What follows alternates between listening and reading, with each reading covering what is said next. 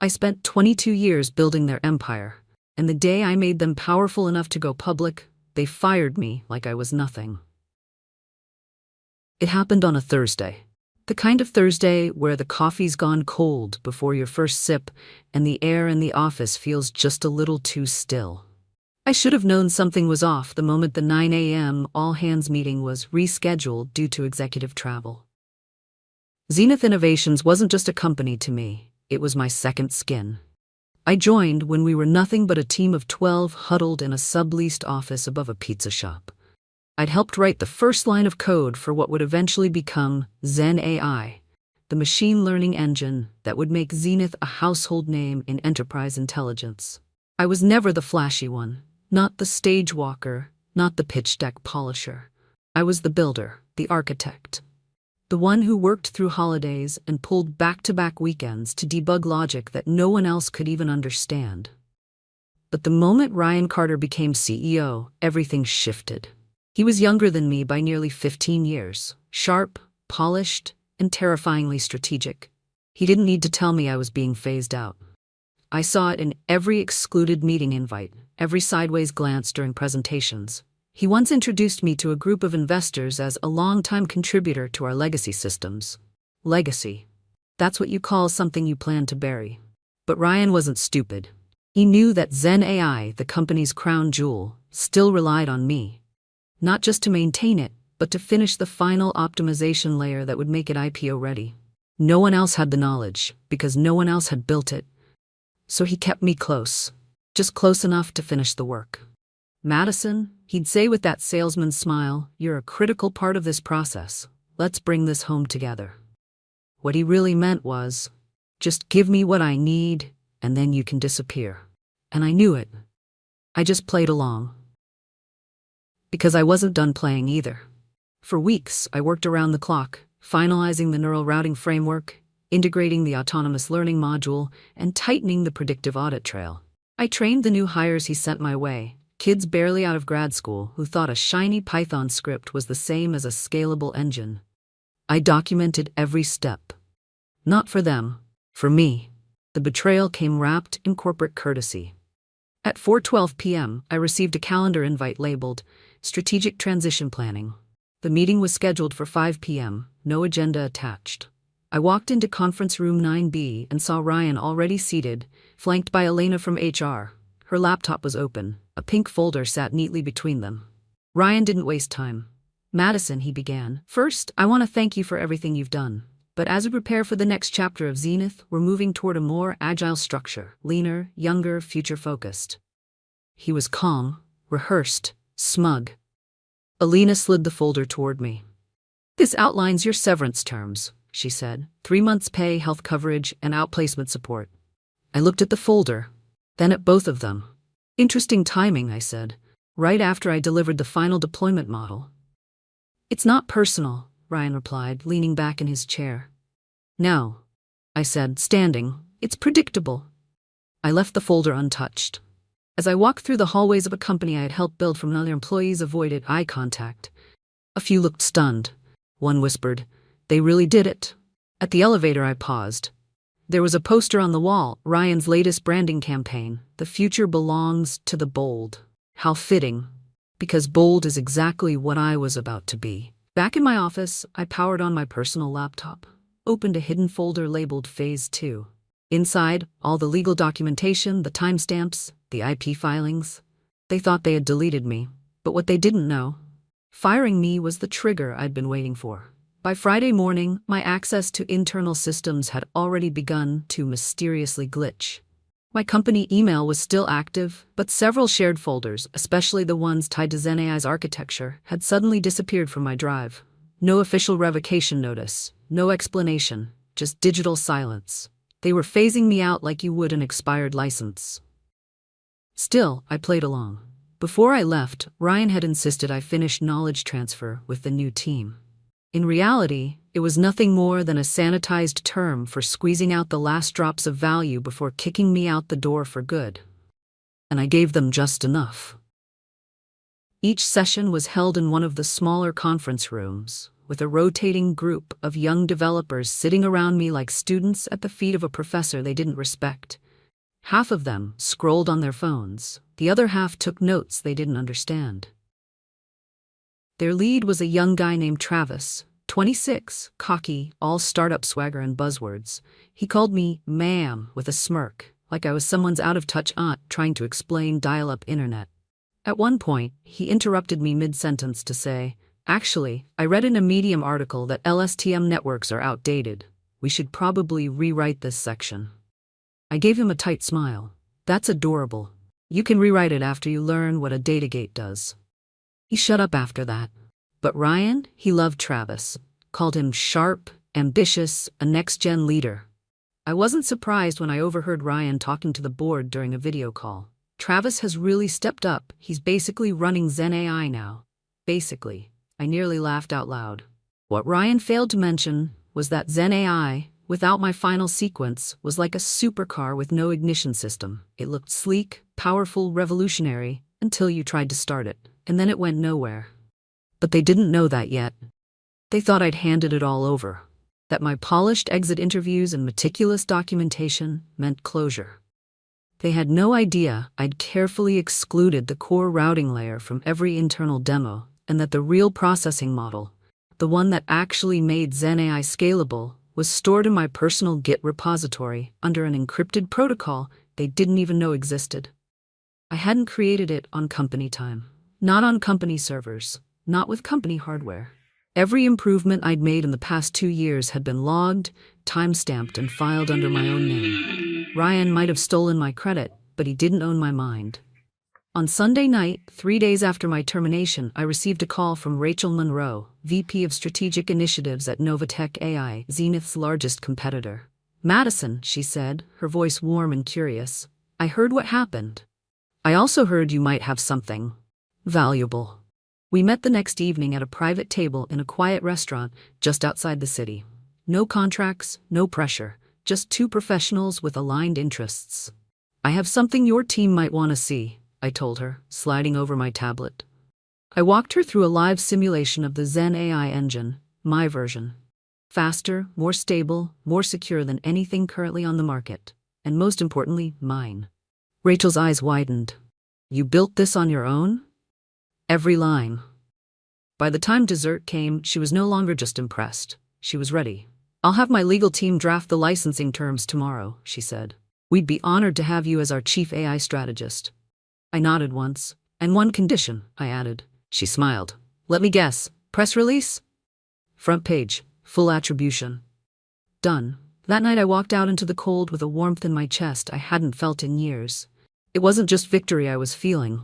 It was something deeper. Validation. Zenith Innovations had stripped me of my title, but on Monday morning, they were going to find out they never owned what truly mattered. Monday morning dawned clear and sharp. I woke early, dressed without hurry, and watched the sunlight spill across my kitchen counter as I sipped coffee. Not from a travel mug on the go, but from an actual cup. For the first time in years, I wasn't rushing to Zenith Innovations. And yet, I was very much on their schedule. At precisely 9 a.m., Zenith's leadership team hosted a live virtual town hall to announce the company's strategic evolution. The stream was sent to all employees, partners, and, curiously, select members of the media. I clicked the link and leaned back. The screen lit up with the company's new branding. Sleek, sterile. It read, "Zen AI, a new era begins." Then Ryan appeared, standing confidently at a podium, flanked by executives who looked like they had just walked off a startup brochure. "Today," he said, "we're proud to unveil Zen AI, a revolutionary leap forward in enterprise intelligence. Developed entirely by our in-house team, Zen AI represents the culmination of bold thinking and next-gen leadership." I waited for the part where he'd credit the work. He didn't. No mention of me. No recognition of the 22 years I poured into that platform. No acknowledgement of the nights I slept under my desk, or the months I spent testing model stability when no one else knew what a recursive loop even was. But he wasn't done. "We'd also like to spotlight Travis Moyen," Ryan continued, motioning to the young developer I'd trained just weeks earlier. Travis led the final phase of development. His energy, creativity, and commitment to innovation embody what Zenith stands for. Travis smiled sheepishly on screen, probably still digesting that line. I stared at the broadcast, jaw tight, heart still. They'd done it. They'd officially written me out of my own work. I felt something crack inside me. Not pain, not sadness, just a kind of surgical clarity. They didn't just fire me, they stole what I built. And now they were dressing it up in headlines. But the real show hadn't started yet. At 9:23 a.m., as the town hall continued, my phone buzzed. A text from one of my former engineers at Zenith, someone who hadn't known I'd been dismissed until after the fact. Did you see the live stream? They just gave Travis the credit for Zen AI. Everyone's confused. Some people are pissed. Thought you'd want to know. I responded with a single line, stay tuned. At 10 a.m., the press release from Novatech AI went live. Novatech AI acquires exclusive rights to revolutionary Zen framework, developed by former Zenith lead architect Madison Blake. My phone erupted. Emails, texts, LinkedIn notifications, journalists asking for interviews, former colleagues asking if it was true. It was more than true. It was official. With full legal documentation to back it up, I had the patent, the logs, the version control records, I had the receipts. By 10:45 a.m., the situation at Zenith was beginning to spiral. Another text came in from my insider. Emergency executive meeting. Ryan looks pale. IT says part of Zen AI is returning back-end errors. Legal is flipping out. What they were discovering, far too late, was that the most critical part of Zen AI's infrastructure, the adaptive logic engine, wasn't functional, because I hadn't left it behind. I'd given them documentation, yes, but the working model, the real model, that lived in a proprietary container I'd built off-site, completely separate from company resources under my own IP protections. And now, Novatech had it. Legally, exclusively. By 11:30 a.m., Zenith's stock had begun to drop. Not drastically, yet, but enough to catch the attention of financial blogs. And just after noon, Ryan himself sent me an email. Subject line, let's talk. The body was short, vague, desperate. Madison, there seems to be a misunderstanding regarding Zen AI. Could we set up a call to clarify a few things? I didn't reply. I forwarded it directly to Novatech's legal team. At 1 p.m., Novatech issued a follow-up statement clarifying that any commercial use of the Zen AI logic engine would require licensing terms set by me, the registered inventor. By 2 p.m., the panic at Zenith was official. I received one more message from my insider. Travis is in tears. Ryan is screaming. Dev servers have been pulled for forensic analysis. Everyone is blaming each other. And still, I said nothing. I just watched the fallout unfold, calm, measured, prepared. They thought they'd erased me, but what they did was write the prologue to their own collapse. I didn't need to scream, make threats, or go public with accusations. I already had what mattered, the patent, the evidence, and the truth. And now, the leverage. By Tuesday morning, the financial press had picked up the story. What started as whispers in industry Slack channels had grown into full-blown coverage across major outlets. Who really built Zen AI? Tensions mount as Novatech secures patent rights. Ex-Zenith architect holds legal key to flagship product. Within 24 hours, my name was trending on LinkedIn. People I hadn't heard from in years were messaging me. Mentors, former colleagues, even competitors. A few offered congratulations. Some asked if I was open to speaking gigs. One simply wrote, "You're the story every quiet engineer dreams of becoming." I read that twice. It wasn't about revenge anymore. It was about recognition, something I had never truly had at Zenith. Ryan had spent months painting me as irrelevant. Now I was the one holding the pen. Still, I wasn't interested in gloating. Not yet. At Novatech, the mood was electric. Rachel Monroe, their VP of Strategic Initiatives, brought me into meetings like I was royalty. Legal teams buzzed around me, making sure every licensing clause was airtight. Engineers were eager to understand the algorithm, asking questions with genuine respect, not the condescension I'd grown used to at Zenith. It was surreal. But the best part? I wasn't done yet. Mid-morning, I received a message from a former Zenith colleague named Aisha. We hadn't been close, but she was sharp and ethical, one of the few who'd always treated me with respect. Madison, just so you know, Ryan's planning to spin a narrative. He's calling your patent a technical misunderstanding and saying you were just one of many contributors. HR is drafting a statement to downplay your role. I smiled as I read it. Predictable. They were still playing corporate chess, hoping to reframe the story before it got away from them.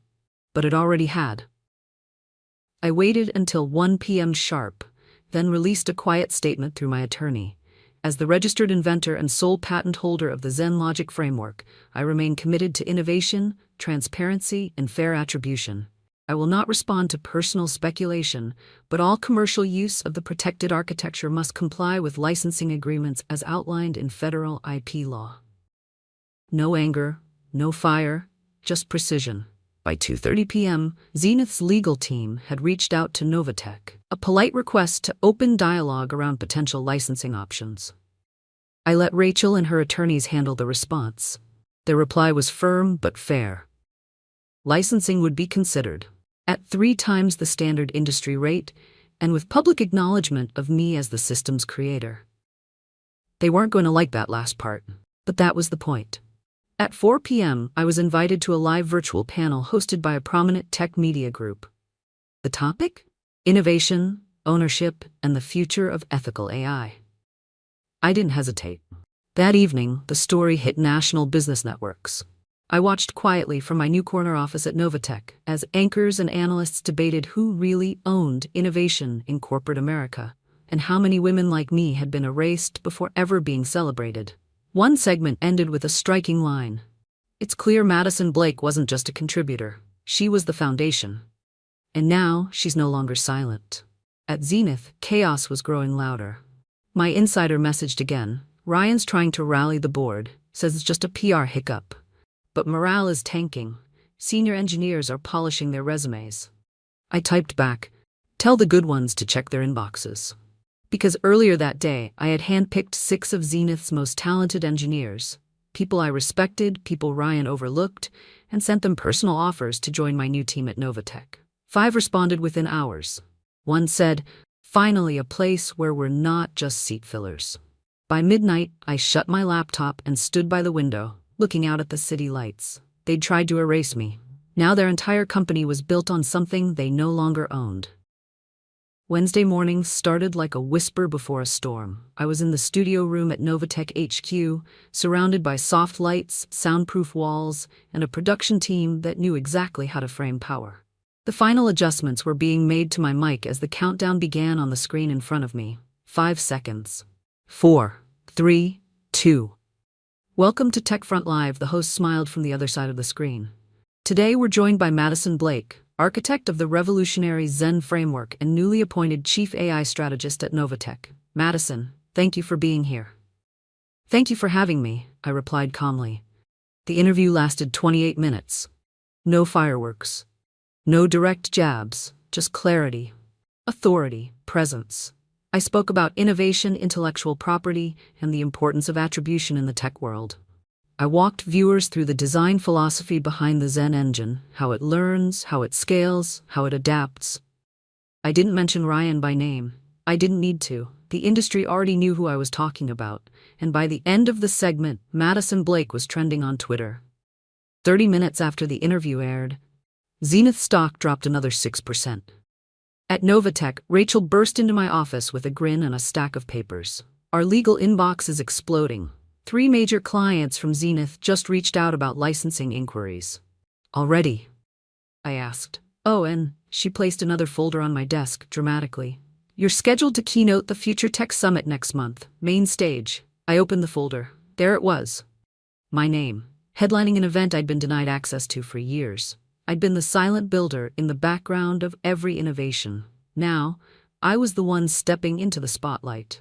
At 11:45 a.m., my phone buzzed with a message from my insider at Zenith.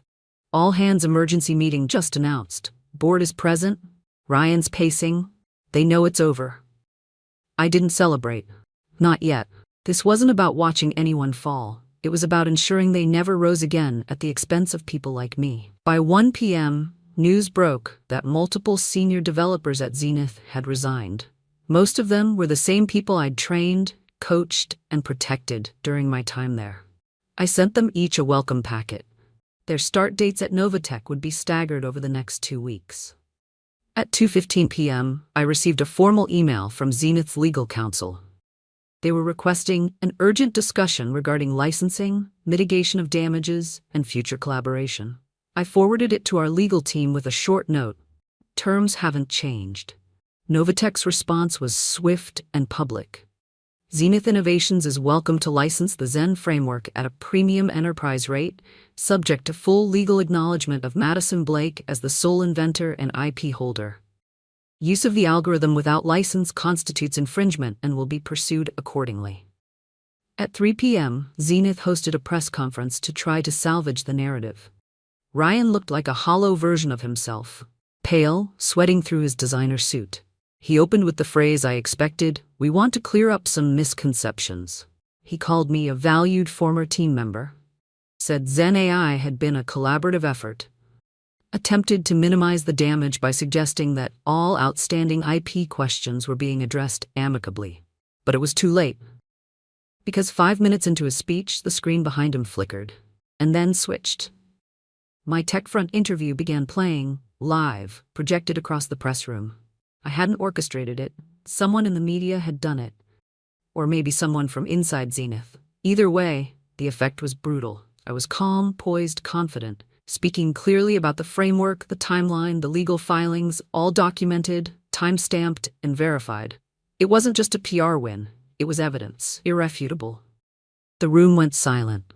Ryan froze mid-sentence. By 3:45 p.m., the livestream was clipped and shared across every major platform. By 4, Zenith's board issued a separate statement.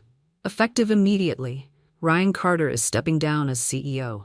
I read the alert while standing at the window of my office. Across the city, in the same building that had once sent security to escort me out, people were now packing up their desks under emergency lighting.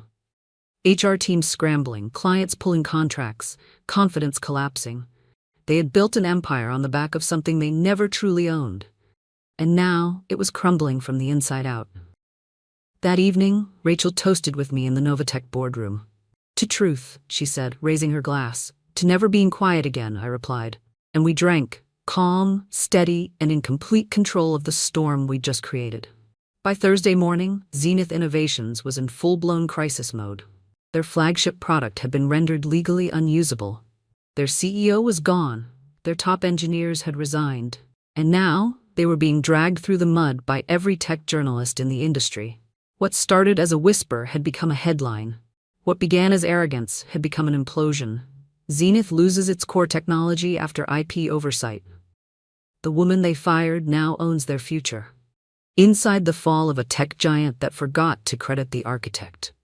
For the first time in 22 years, I didn't feel invisible. I didn't feel like an afterthought. I felt seen. That morning, I led my first official roadmap session with the new AI division at Novatech. Half the engineers in the room were from my old team at Zenith, the same people who had been sidelined, ignored, or underestimated. But not here. Here they were trusted, listened to, and empowered. We sketched out the evolution of the Zen framework, its next generation. I spoke, and people took notes not out of obligation, but out of curiosity, out of respect. One of the engineers, Elena, a brilliant but overlooked developer from my old team, looked up mid-meeting and said, "I've never been in a room where I felt like I belonged until now." That one sentence said everything. While I was building the future, Zenith was desperately trying to salvage the past. By noon, news broke that 2 of Zenith's major enterprise clients had signed partnership deals with Novatech. The market responded swiftly. Zenith's stock dipped another 12%, officially marking a 36% decline in 5 days. Behind the scenes, Zenith's legal team continued reaching out, each message more urgent than the last. They wanted to settle. They were willing to license. They were even willing to pay the inflated rate. But what they couldn't stomach was the clause requiring them to publicly recognize me as the sole inventor. That clause wasn't negotiable, because this was never just about money. This was about truth. And truth doesn't bend to comfort. At 3:30 p.m., I received a final message from my insider, now a Novatech employee. "Just heard the legal head and head of HR were both let go. The board is completely overhauling leadership. Ryan's name has been scrubbed from every internal document." I stared at that last sentence, scrubbed. The irony didn't escape me. They had tried to erase me. Now they were erasing him. At 5 p.m., Zenith released a final statement. Simple. Stark. Defeated. Zenith Innovations acknowledges the proprietary rights of Madison Blake as the creator of the Zen framework. We are engaging in licensing negotiations and will be restructuring internal processes to ensure this type of oversight never occurs again. It was over. I closed my laptop, leaned back in my chair, and took a deep breath. For 22 years, I was the quiet one, the background figure, the invisible architect. They underestimated me because I didn't play politics, because I wasn't flashy, because I didn't shout. But now the entire industry knew my name, and this time, no one would ever forget it. 1 year to the day after I was fired, I walked onto the main stage at the Women in Technology Global Leadership Summit. The lights were warm, the audience packed, CEOs, engineers, journalists, students, and somewhere in the middle row, I spotted the faces of several women I had mentored over the past few months. Quiet warriors with notebooks and fire in their eyes. The applause started before I even reached the podium. I took a breath, held it for a moment, then spoke. 12 months ago, I was escorted out of a building I helped build. Not because I failed, but because I'd quietly succeeded for too long. A ripple of silence swept across the room. I wasn't the loudest. I didn't wear the flashiest titles. I didn't play politics. But I built the architecture that built the company. And when they thought they could erase me, they learned something far more dangerous. You can fire a person, but you can't erase what they created. The applause this time was thunderous. When the keynote ended, dozens of attendees came up to shake my hand. Several told me they had started documenting their code and creative work differently because of me. A few said they had pushed back against unfair credit practices in their own teams. But one interaction stayed with me. She couldn't have been older than 26. Glasses, badge clipped crooked, voice shaky. They always tell people like us to be grateful just to be in the room, she said. But watching you, I realized we can own the room. We can build the room. I smiled. Yes, I said. We always could. That night, I returned to my office at Novatech, a space that overlooked the skyline. Zenith once thought they ruled alone. On my desk was a white envelope. Thick, expensive stock. No return address. Inside was a single sheet of paper, with handwriting I recognized immediately. Ryan Carter. Madison, there's no version of this where I look good. I made the wrong call. I was threatened by someone who didn't play by the power games I understood. I thought I could take your work without honoring your name. I've lost everything now, but I suppose you gained what they never gave you. Your name back, Ryan. I read it twice, folded it once, then tucked it into a drawer I no longer opened out of anger, but out of understanding. He was right about one thing. They had tried to take my name off the work. Now it was printed on conference badges, quoted in textbooks, referenced in legal precedent.